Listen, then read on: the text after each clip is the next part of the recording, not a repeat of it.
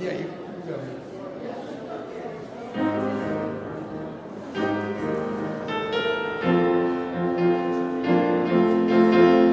It must be getting early. Clocks are running late. Paint by number. The sky looks so phony. Dawn is breaking everywhere. Light a candle, curse the glare. Draw the curtains, I don't care, 'cause it's alright. I will get by. I will get by. I will get by. I will survive.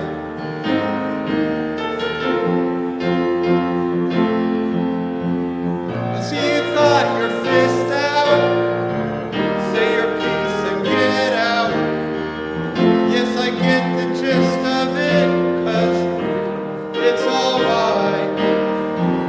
Sorry that you feel that way. The only thing there is to say, every silver lining's got a touch of gray. I will get by. I will get by. I will get by. I will survive.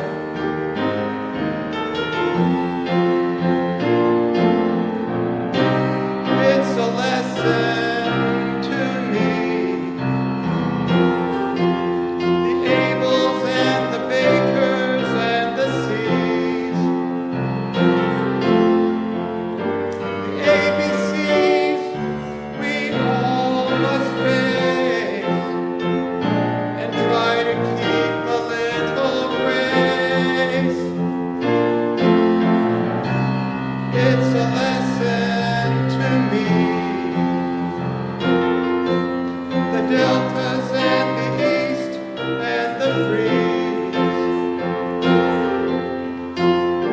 The ABCs we all think of and try to give a little love. Another rent is in our rears.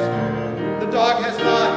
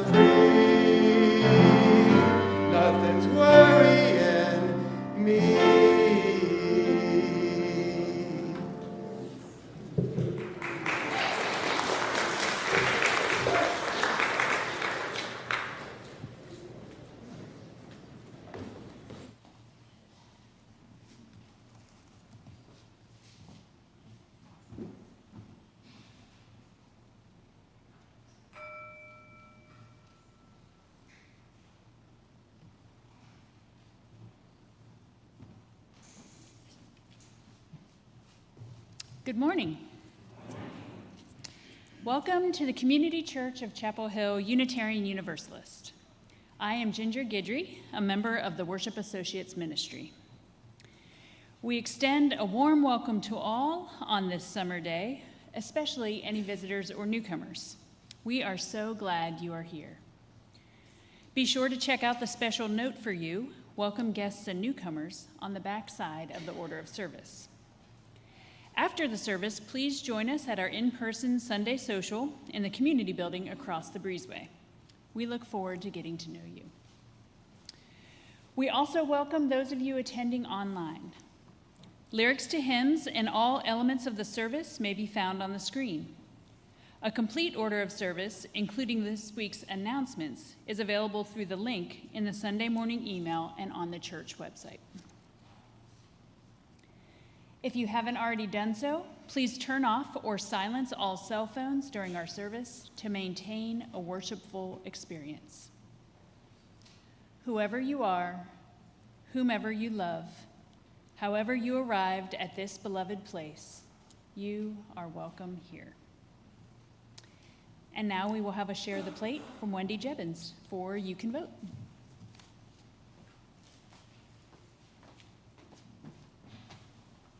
Good morning. I'm Wendy Jebbins. I'm going to be speaking about today's Share the Plate for You Can Vote. Our Unitarian Universalist faith calls us to affirm the inherent worth and dignity of every single person. But worth and dignity don't mean much if people are being systemically silenced. Our democracy is facing a quiet crisis. Shifting election laws, confusing rules, and gerrymandering are keeping thousands of eligible voters from the polls, especially college students, senior citizens, and historically marginalized communities. Our principles cannot just be words we read together on Sunday mornings. They have to be the justice we fund out in the world, and that's why I'm asking you to support You Can Vote today. You Can Vote is a grassroots, strictly nonpartisan nonprofit that breaks down complex voting laws into clear, actionable information. Instead of backing candidates or parties, they show up at local farmers markets, at community health centers, and at back-to-school fairs across the state to register voters and teach people how to navigate the system. They don't just tell people to vote, they show them how. When you give today, your money goes directly to printing physical, easy-to-understand voter information and handouts and funding nonpartisan digital tools like their Ballot Builder Candidate Guide. Most importantly, though, it trains volunteers like those from the community church to use evidence-based practices to educate, register, and empower North Carolina voters. You Can Vote takes the confusion out of the system and replaces it with power. Democracy is not a spectator sport, and it's not free. Please give as generously as you can today to You Can Vote for today's Shared the Plate. You can pay by cash or check during the offertory. If you do pay by check, please be sure to make a note of STP in the memo line, or you can use the QR code at the back of the order of service. Let's put our faith into motion, invest in our neighbors, and make sure everyone in our community can say, I have a voice and I will be heard. Thank you.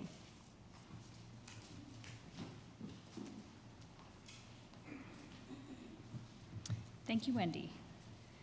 Please rise in body or in spirit for our opening hymn, number 1017 in the teal hymnal, Building a New Way.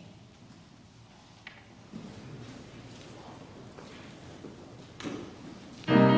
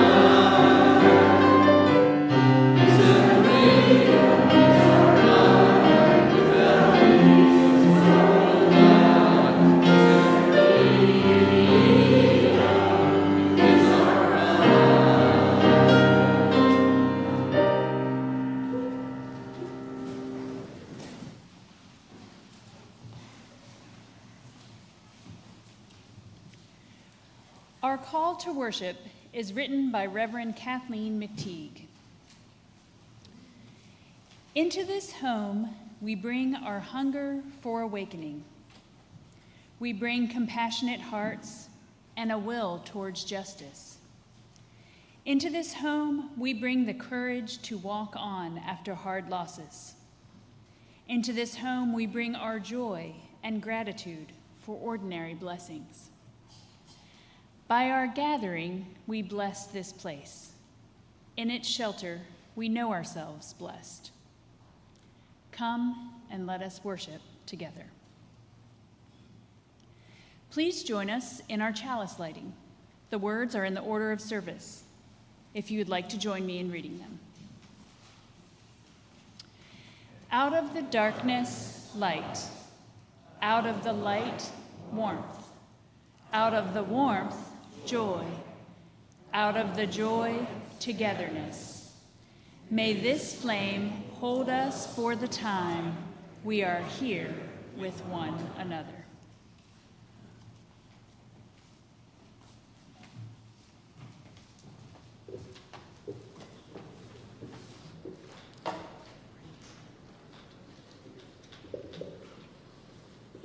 This song was written by Jonathan Edwards. It was in the era of protest angst songs. And he was always very mysterious as to exactly who it was directed at.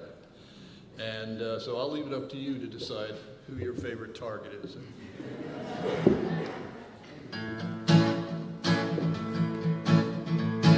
Sunshine, go away today. Don't feel much like dancing. Some man's gone, he's tried to run my life. Don't know what he's asking.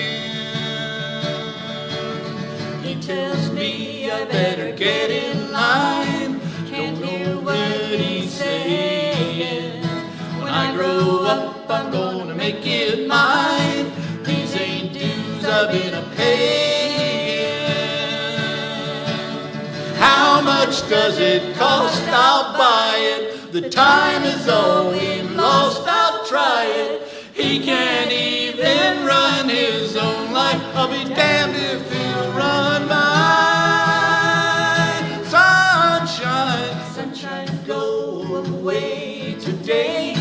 Don't feel much like dancing. Some man's gone, he's tried to run my life. Don't know what he's asking. Working starts to make me wonder where the fruits of what I do are going. He says that love and war, all is fair. He's got cards he ain't a-showing. How much does it cost? I'll buy it. The time is all we've lost, I'll try it. He can't even run his own life. I'll be damned if he'll run mine. Sunshine, sunshine, come back another day. Promise I'll be singing. This old world, it's gonna turn around. Brand new bells will be a-ringing.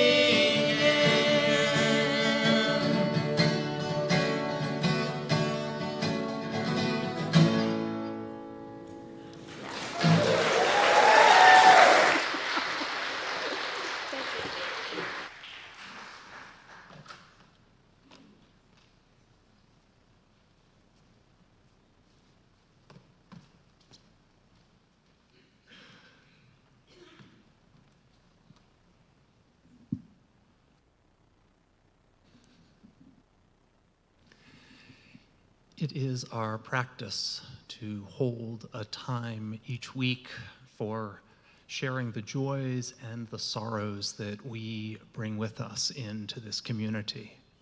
It's during this time, if you have come with a significant personal joy or a personal sorrow, that you're invited to come forward down either of the side aisles, place a stone in the water bowl, say your name, and briefly, in a couple of sentences, share your joy or your sorrow.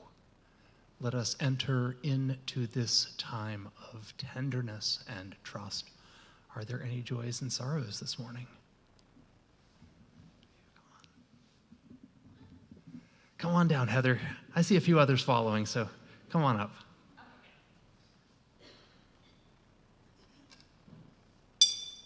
Good morning. I'm Heather O'Connor, and my personal joy is that both of my children are finally back in the nest after a summer of being away from us. And if you know the celebrity Erin Gottschalk and you want to say hi to her, she's back in town. That's all.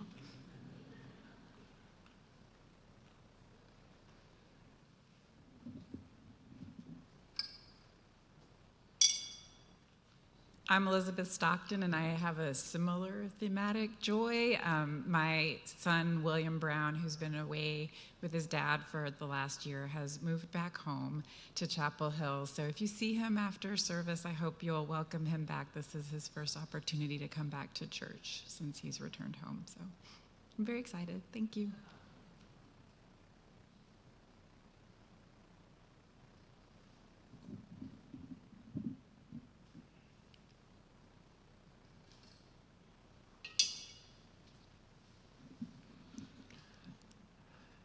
A final stone is placed for all of those joys and sorrows that certainly we hold in our hearts quietly this morning. I invite you to join with me in the spirit of prayer and meditation.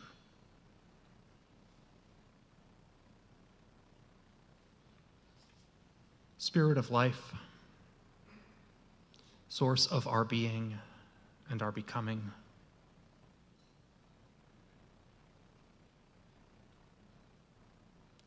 We gather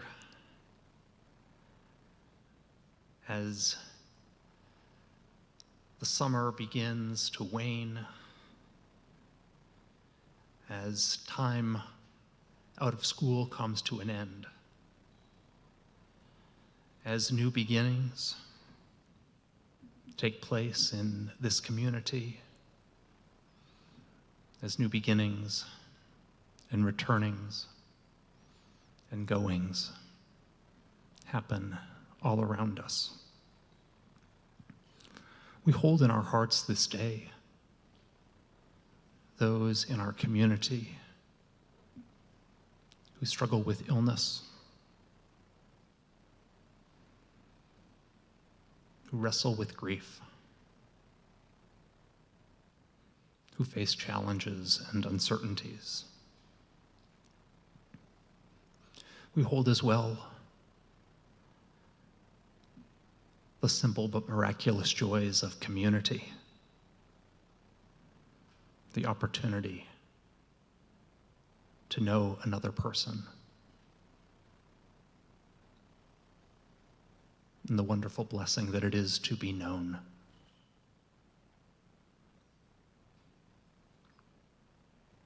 We commit ourselves to living our values in how we show up for one another and for the world, for how we embrace and understand one another, and for the courage of living each day. Amidst the joys and the sorrows and the prayers and the longings of your own heart, let us hold a time of silence together. I invite you to join with me in a time of stillness.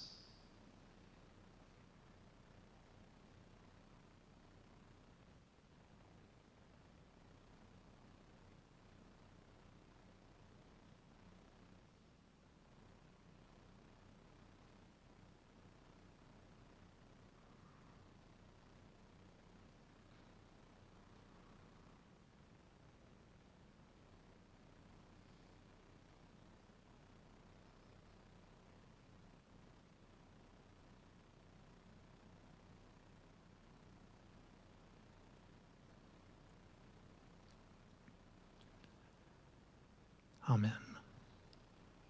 invite you to remain seated for our sung meditation. It is number 1009 in the Teal hymnal. It's very easy. When I breathe in peace. When I breathe out, I'll breathe out love. There are two main parts to this. There's the drone that we'll all sing together.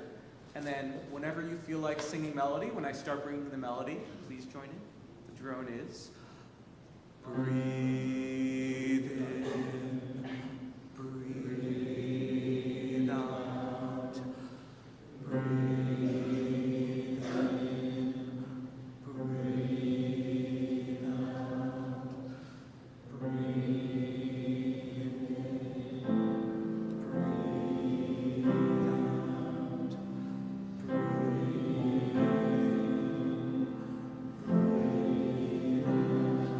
when I breathe in,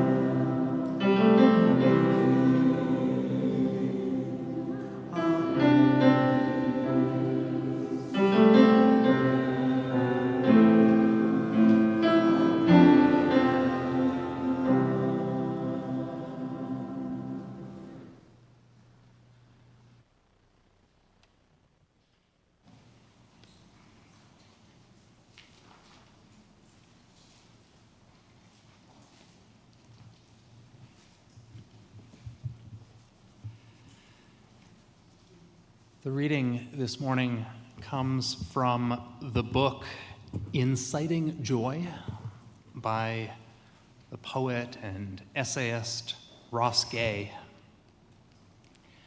Ross Gay is one of my favorite poets and favorite writers, and I often will turn to Ross Gay's writings for worship.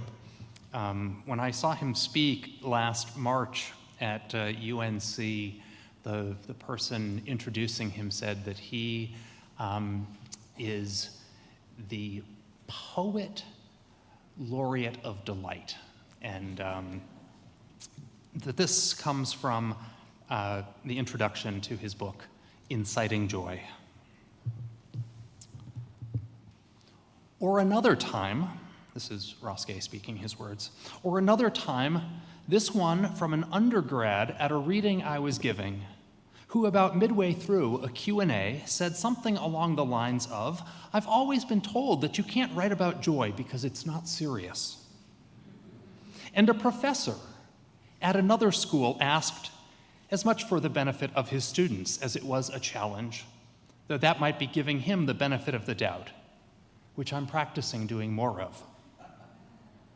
When all this is going on, that professor said, he held up his hands as though to imply war, famine, people all over the world in cages or concentration camps, some of them children, disease, sorrow immense and imperturbable, it only getting worse and worse and worse. Dude had big hands.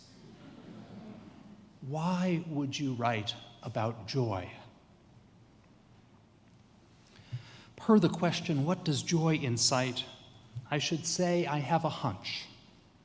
And it's why I think this discussion of joy is so important. My hunch is that joy is an ember for or precursor to wild and unpredictable and transgressive and unboundaried solidarity.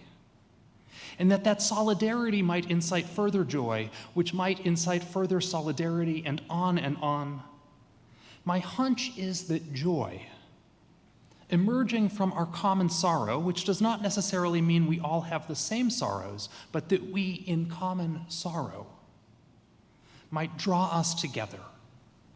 Joy might depolarize us and deatomize us enough that we can consider what in common we love. And though attending to what we hate is common, is too often the rage, and that happens to also be very big business.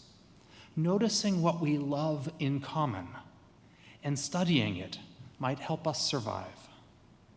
It's why I think of joy, which gets us to love, as being a practice of survival.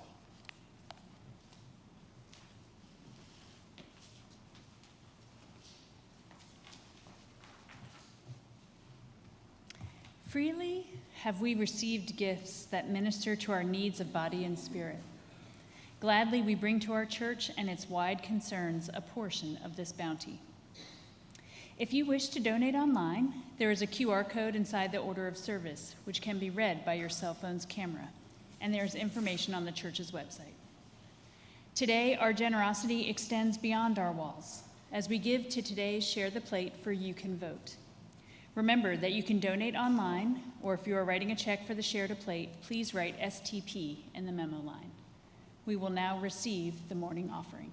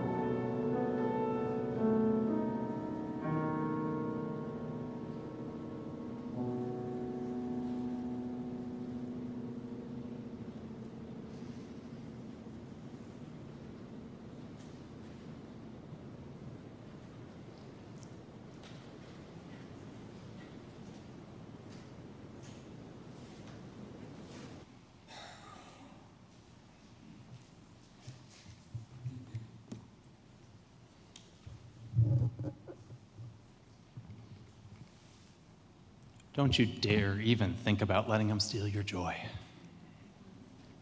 I want to tell you about my buddy Michael. But before I do that, there's a little bit of context. Over the past year and a half, I'd been invited to be a speaker at a number of hands-off and No King's Day rallies and demonstrations. And I know for a fact that my buddy Michael was there at least 3 of the 4 that I spoke at. Anyways, at the last No King's Day, in my remarks, I told those who had gathered that one of the things that is of great importance during these times is not to let them steal your joy. Don't surrender your joy. I said, don't do it.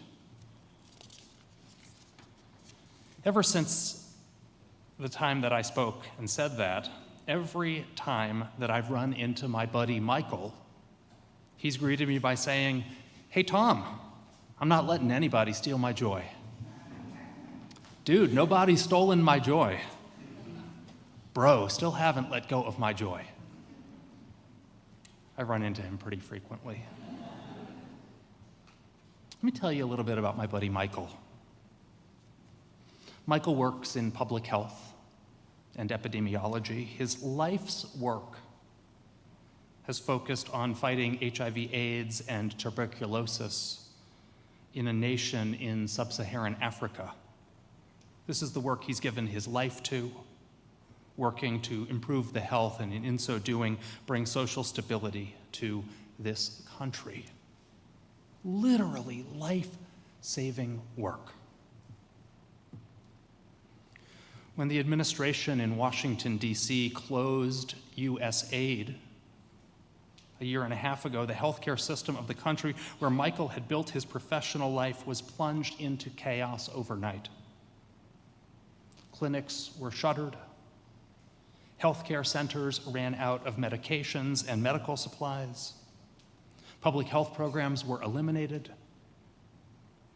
And the impact has been seen in growing rates of HIV infection. The result has been needless death, needless suffering. So for my friend Michael to say, in the face of the undoing of his life's work, in the face of the overturning of the good that he has done, in the face of the deaths of so many people whose lives he has spent his own life trying to save, for him to say, "I'm not letting them steal my joy," I thought, how could that possibly be? I mean, I said it. I have no idea how Michael is living it. How can that be? Let us to hold this question.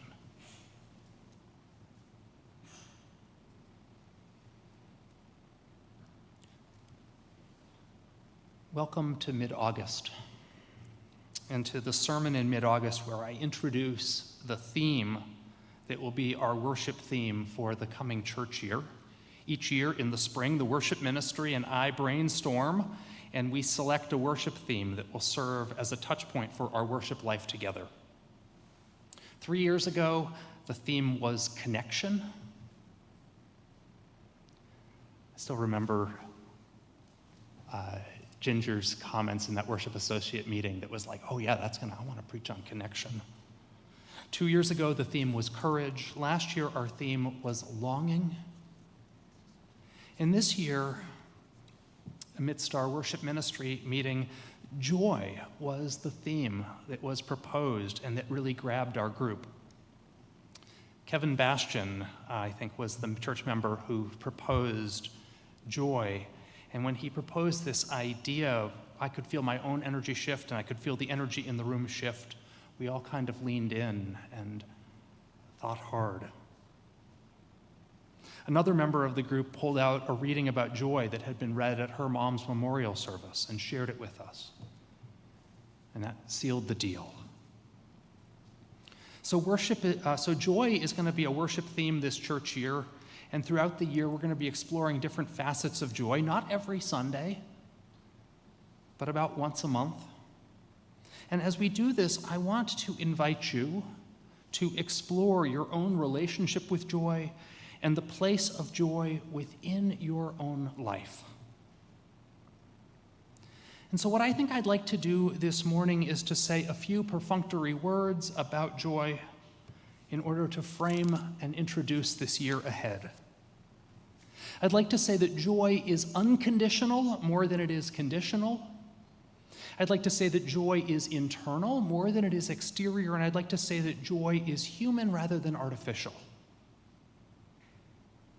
First, joy is unconditional more than it is conditional. Ross Gay, the beloved poet and essayist, published a book a while back called Inciting Joy that I read from. Gay's book asks us what incites joy, what causes joy, but also what does joy incite? What does joy create or grow or cultivate? In the introduction, Ross Gay wrote something that I found perceptive. He wrote, "Joy is often imagined as the result of some accomplishment or acquisition. Something nice you get out there and do, something nice you go get yourself." The thinking, he implies, goes that joy is dependent on acquiring or accomplishing or achieving. I'll experience joy when I get that car, or get that promotion, or get accepted into that school, or get that award, or get the results on the medical test back and they're results that I like.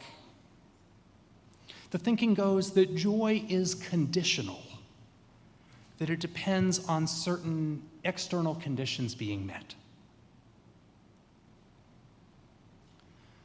There's a problem with this, though. And I'm going to take this a little humorous before I get serious. Who recalls that old wide world of sports slogan? The thrill of victory and the agony of defeat, right? If you're not familiar, a ways back there was a TV program called Wide World of Sports, and it was kind of like they would showcase different sports in the sporting world, and in the introduction, this voice would say that we are going to show you the thrill of victory and the agony of defeat. And the idea of this is that joy is kind of conditional, that the winner gets the joy, and all the losers, they get the agony. I have to mention this afternoon, Ben is taking members of our choirs to sing the national anthem at the Durham Bulls game. And since I was thinking about that, I thought about that old classic baseball poem, Casey at the Bat. Oh, somewhere in this favored land, the sun is shining bright. The band is playing somewhere, and somewhere hearts are light.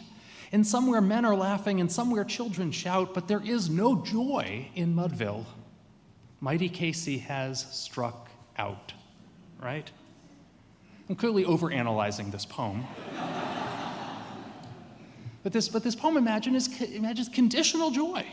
Joy is dependent on certain conditions. It's outcome-driven, results-oriented, measured in scoreboards and box scores. That poet is no Ross Gay. In one of the chapters in Inciting Joy, Ross Gay, who teaches creative writing at University of Indiana, writes that he has a policy that he only gives A's in his class. And he says that on the first day of class. It's my policy that you all get A's. He wants his students to feel free to be creative, he explains, rather than feeling constrained to meet some condition. And since we're all sort of in this thing of thinking conditionally that we can only be, happy or joyful or creative if there is external conditions, he just sort of says, well, those external conditions, don't just worry about them, be creative. And joy, I want to suggest, is not like that. That joy does not actually depend on some external conditions being there. I'll say more about that in a minute.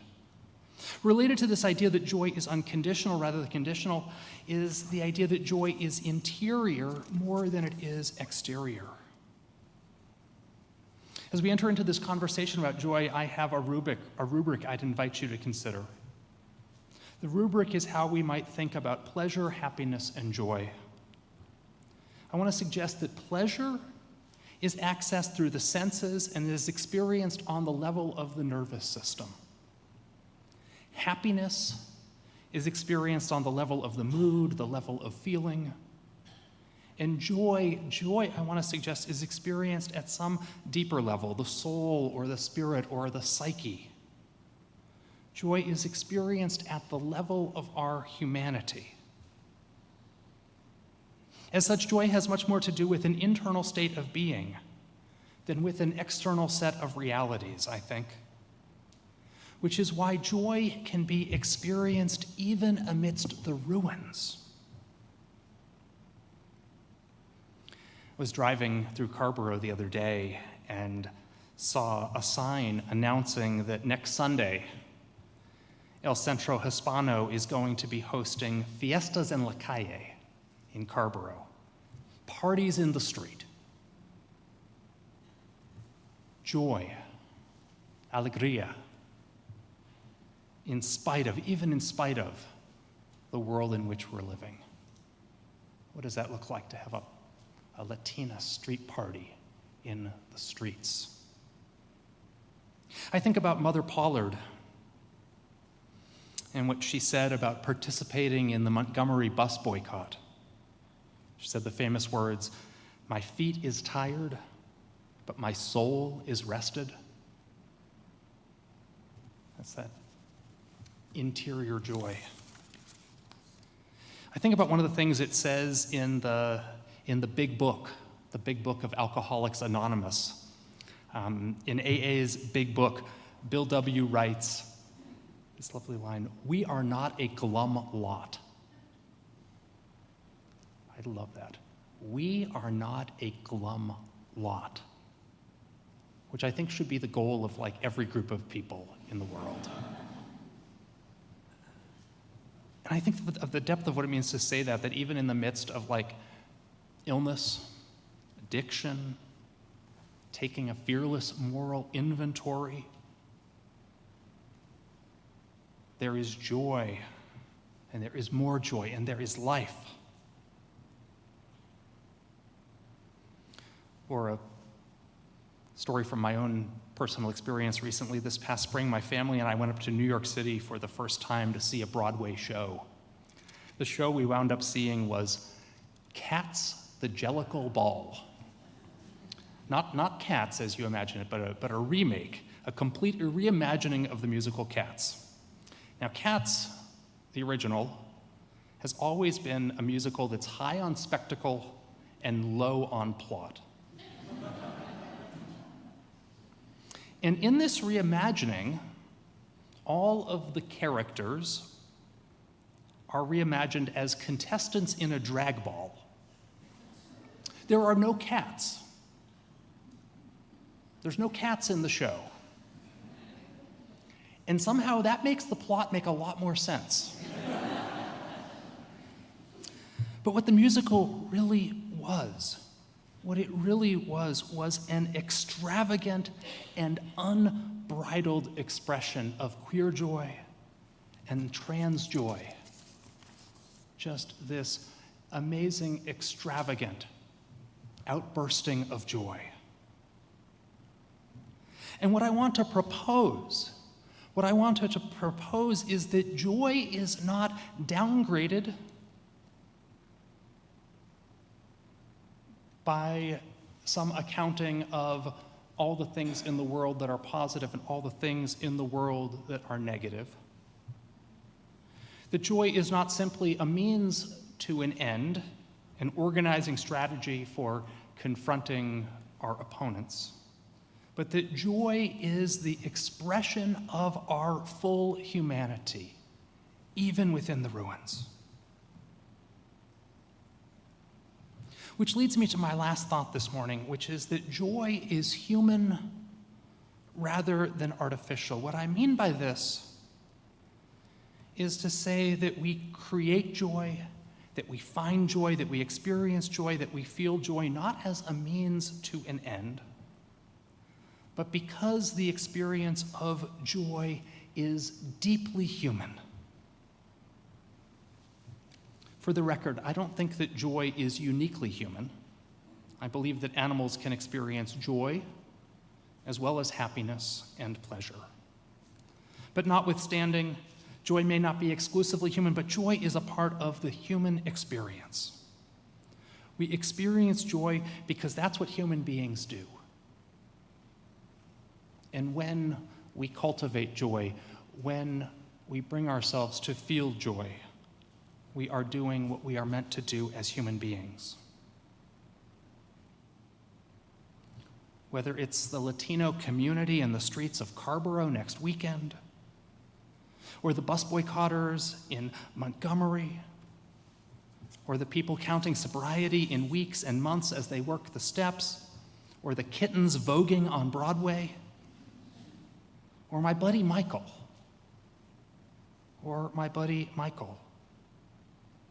Joy is an expression of what it means to be human, along with the heartbreak and the sorrow and the struggle.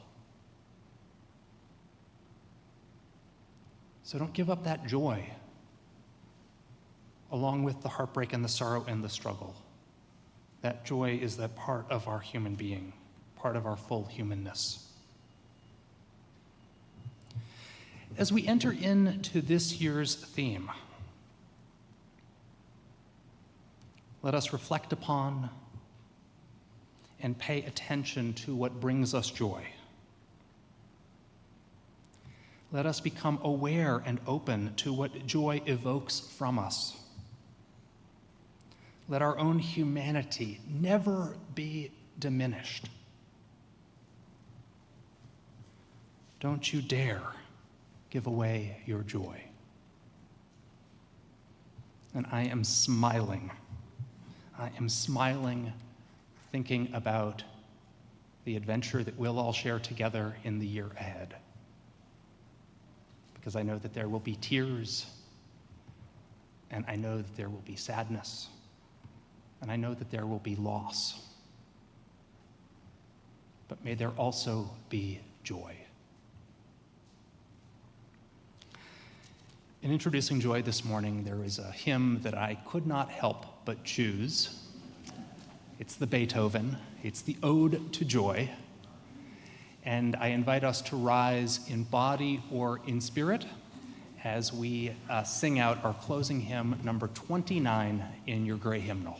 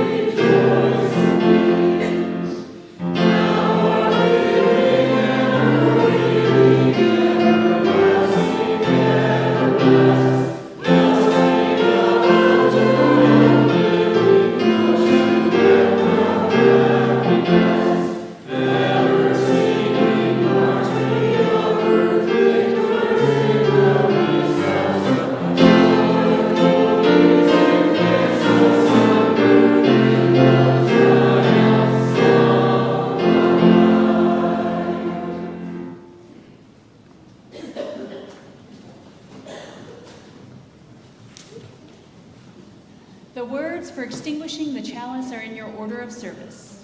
Please join me in saying them if you wish to do so.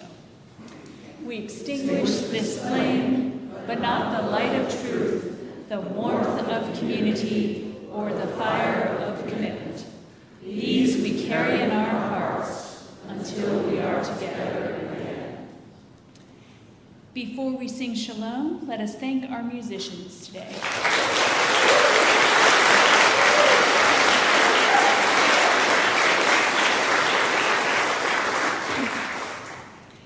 Now please join us in singing Shalom. The words are in your order of service. As you are comfortable, please either hold hands with the person next to you or cross your arms over your heart.